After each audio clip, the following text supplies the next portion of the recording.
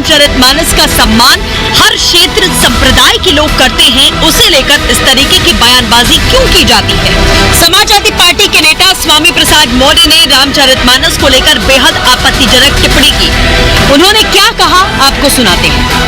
तुलसीदास जी ने जो रामचरितमानस लिखा है उसमें कुछ अंश ऐसे हैं जो जाति सूचक शब्दों का प्रयोग करते हुए, वर्ण विशेष को नाम इंगित करते हुए अपमानजनक टिप्पणियां की हैं। जो अपमानजनक टिप्पणियां हैं उस पर हमें एतराज है। स्वामी प्रसाद कह रहे हैं कि पूरा रामचरितमानस नहीं बल्कि कुछ पंक्तियां गलत हैं, उनको निकाल देना चाहिए। आखिर संविधान में भी तो बदलाव हुआ है। ऐसी टिप्पणियां जिससे बड़े पैमाने पर एक विशेष जाति समूह, एक वर्ग विशेष को अपमानित किया जा रहा है, उन शब्दों को सही माने में प्रतिबंधित कर दिया जाना चाहिए। रामचरितमानस पर दिए बयान पर स्वामी प्रसाद मौर्य को तीखी आलोचना का सामना करना पड़ा। ये उनके विचार हैं या उनकी पार्टी के विचार हैं, ये उन्हें समाज में, जनता में स्थापित करना चाहिए। उनकी पार्टी के विचार हैं तो वो पार्टी के लोग बताएं कि उनके पार्टी के क्या विचार हैं। और समाजवादी पार्टी के लोगों ने हमेशा समाज में वैमनस्यता, टकराव, तनाव की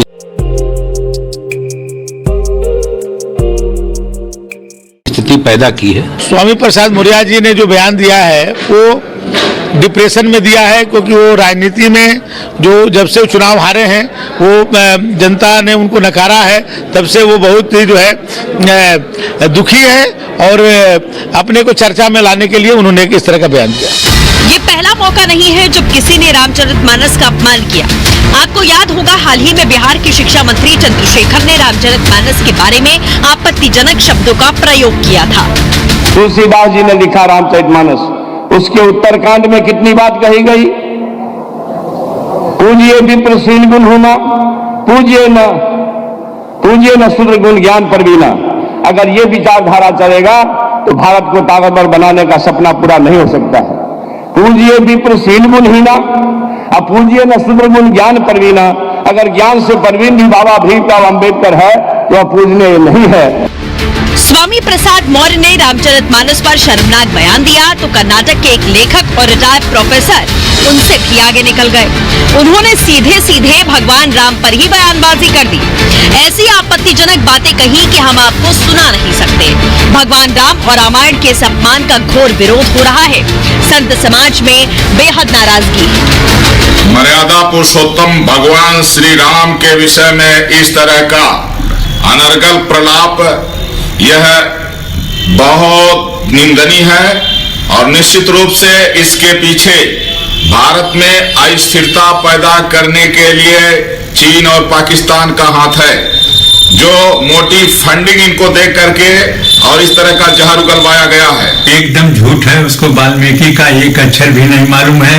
यदि भगवान राम के लिए कह रहा है और ये भगवान अपने को कहता है, ये महामूर्ख है। मुझे लग रहा है भगवान वाल्मीकि का अपमान है, उस समाज का अपमान है और मेरे एक भगवान का अपमान है। इसकी निंदा करनी चाहिए। सवाल ये उठ रहे हैं कि क्या जानबूझकर कुछ लोग हिंदू धर्म को अपमानित कर रहे हैं? क्या जानबूझकर सनातन धर्म पर टिप्पणी की जाती है? भगवान राम और रामचरितमानस पर आखिर इस तरीके की बयानबाजी क्यों होती है? हिंदू धर्म को अपमानित करने की उनकी आदत है, ये वो लेखक हो सकते हैं, तो इससे ज्यादा अपमानजनक कोई बात नहीं हो सकती। देखिए, इस तरह की चीजों पर मुझे लगता है हमें बोलने की जरूरत नहीं है और इतने महान लोगों के बारे में इस तरह के शब्द कहने से पहले लोगों को सोचना चाहिए कि उनकी जबान जल जाना चाहिए अगर इस तरह की बातें करें। देखिए, मेरा मानना है कि इस तरीके के बयानात लोगों की आस्था और लोगों के सेंटिमेंट्स के साथ खिलवाड़ है। किसी भी आस्था के साथ खिलवाड़ नहीं किया जा सकता है। ऐसे लोगों के खिलाफ सख्त कार्रवाई होनी चाहिए। भगवान राम का चरित्र सबसे आदर्श माना जाता है। उनका पूरा जीवन एक आदर्श जीवन के रूप में देखा जाता है।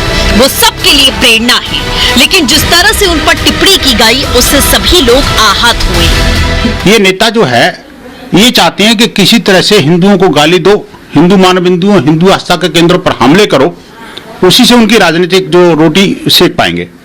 लेकिन ये अब इनकी राजनीति रसातल में जा चुकी।